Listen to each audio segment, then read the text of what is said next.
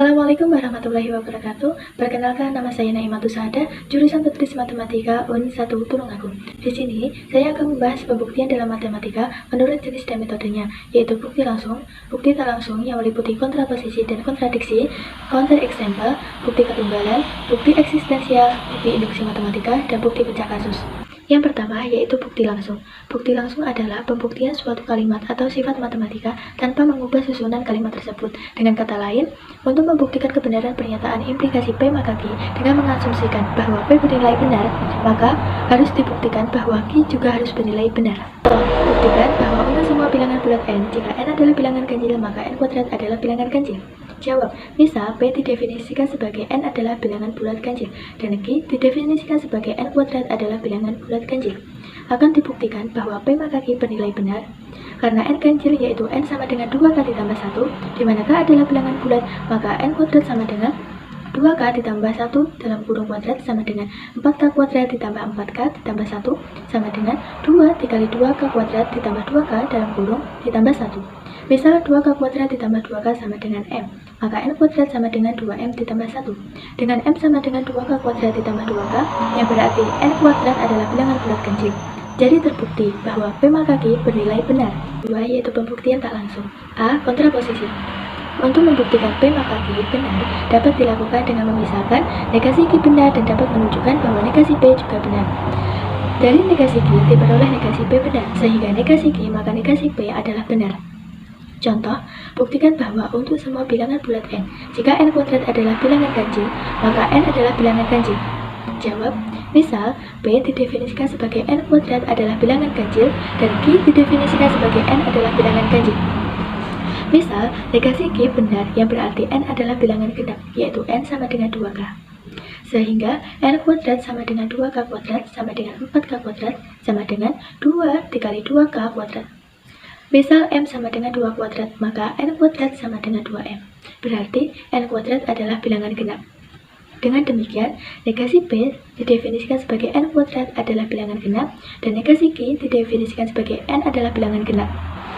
Dan karena negasi P maka negasi Q adalah benar, dan P maka Q ekuivalen dengan negasi Q maka negasi P, maka terbukti bahwa P maka Q adalah benar.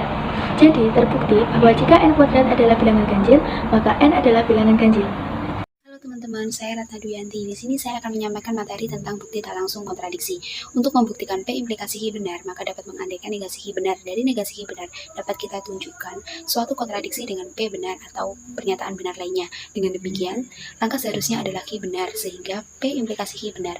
Contoh, buktikan bahwa jika n kuadrat adalah bilangan ganjil, maka n adalah bilangan ganjil dengan bukti tak langsung.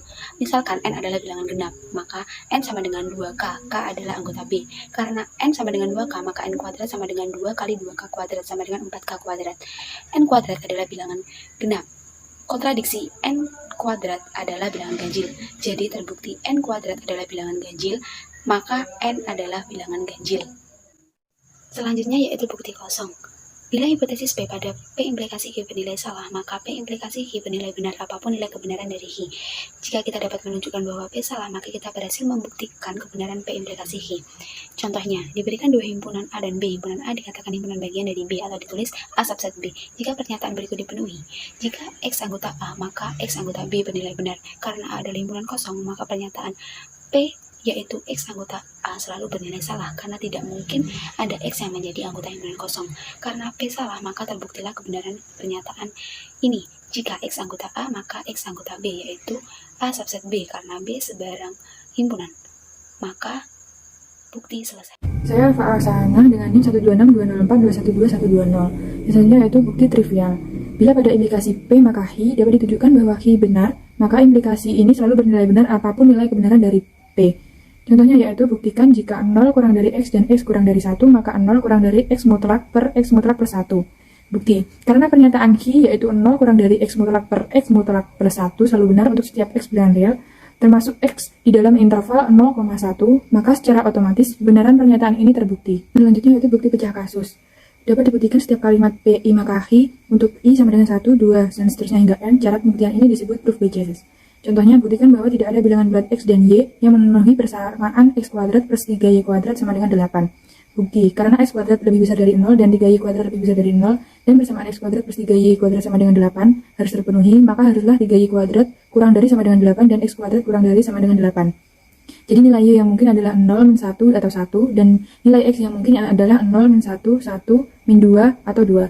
Sekarang tinggal diperiksa apakah kasus-kasus memenuhi persamaan x kuadrat plus 3y kuadrat sama dengan 8. Kasus pertama, x kuadrat sama dengan 0, 3y kuadrat sama dengan 0, diperoleh x kuadrat plus 3y kuadrat sama dengan 0. Jadi kasus pertama tidak bisa memenuhi, dan seterusnya.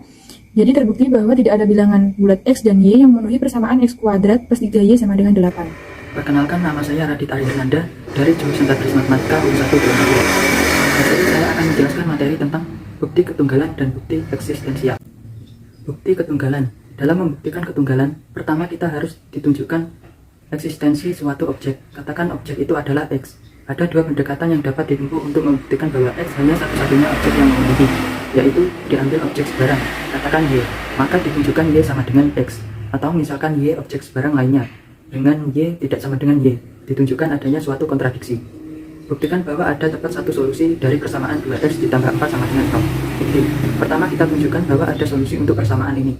Perhatikan bahwa untuk X sama dengan negatif 2, maka 2 dikali negatif 2 ditambah 4 sama dengan negatif 4 ditambah 4 sama dengan 0. Sehingga X sama dengan negatif 2 merupakan solusi untuk persamaan ini. Selanjutnya akan kita buktikan ketunggalannya. Untuk Y tidak sama dengan 2, negatif 2 berlaku. Y tidak sama dengan negatif 2, 2Y tidak sama dengan negatif 4, 2Y ditambah 4 tidak sama dengan negatif 4 ditambah 4, 2Y ditambah 4 tidak sama dengan 0. Sehingga Y bukan solusi untuk persamaan ini. Bukti eksistensial. Ada dua tipe bukti eksistensial ini, yaitu konstruktif dan tak konstruktif.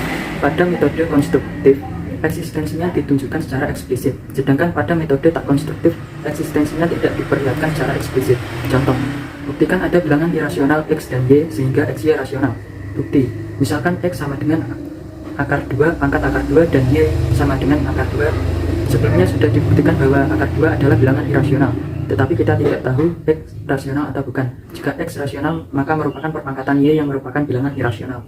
Jika X irasional, perhatikan bahwa akar 2 pangkat akar 2 dalam kurung pangkat akar 2 sama dengan akar 2 pangkat akar 2 dikali akar 2 sama dengan akar 2 kuadrat sama dengan 2. Dari kedua kemungkinan ini kita telah membuktikan adanya bilangan irasional berpangkat bilangan irasional tanpa menunjukkan secara langsung kemungkinan pertama atau kemungkinan kedua yang memenuhi ini. Pada bukti ini hanya ditunjukkan eksistensi bilangan irasional X dan Y tanpa memberikannya secara eksplisit. Ini dikenal dengan istilah pembuktian eksistensi non-konstruktif.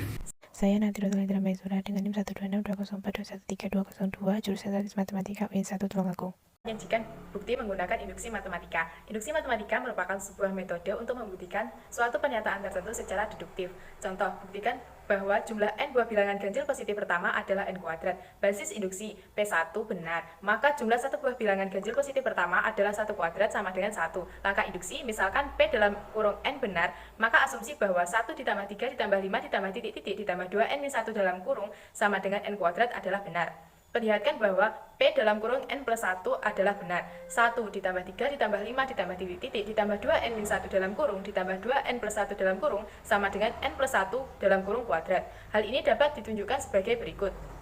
1 ditambah 3 ditambah 5 ditambah titik-titik ditambah 2N min 1 dalam kurung ditambah 2N plus 1 dalam kurung sama dengan 1 ditambah 3 ditambah 5 ditambah titik-titik ditambah 2N min 1 dalam kurung ditambah 2N plus 1 dalam kurung sama dengan N kuadrat ditambah 2N plus 1 dalam kurung sama dengan N kuadrat ditambah 2N ditambah 1 sama dengan N plus 1 dalam kurung kuadrat. Langkah 1 dan 2 dibuktikan benar, maka untuk jumlah N buah bilangan ganjil positif pertama adalah N kuadrat adalah benar. Example counter membuktikan bahwa pernyataan salah. Cukup dengan mengambil salah satu contoh yang mendukung pernyataan tersebut. Misalnya, setiap bilangan bulat positif adalah hasil tambah dari 3 bilangan kuadrat adalah salah. Solusi pernyataan ini benar untuk beberapa nilai. Misal 1 sama dengan 0 kuadrat ditambah 0 kuadrat ditambah 1 kuadrat. 2 sama dengan 0 kuadrat ditambah 1 kuadrat ditambah 1 kuadrat. 3 sama dengan 1 kuadrat ditambah 1 kuadrat ditambah 1 kuadrat. 4 sama dengan 0 kuadrat ditambah 0 kuadrat ditambah 2 kuadrat. 5 sama dengan 0 kuadrat ditambah 1 kuadrat ditambah 2 kuadrat. 6 sama dengan 1 kuadrat ditambah 1 kuadrat ditambah 2 kuadrat. Tetapi tidak di dalam 7 merupakan contoh penyangkal dari pernyataan di atas.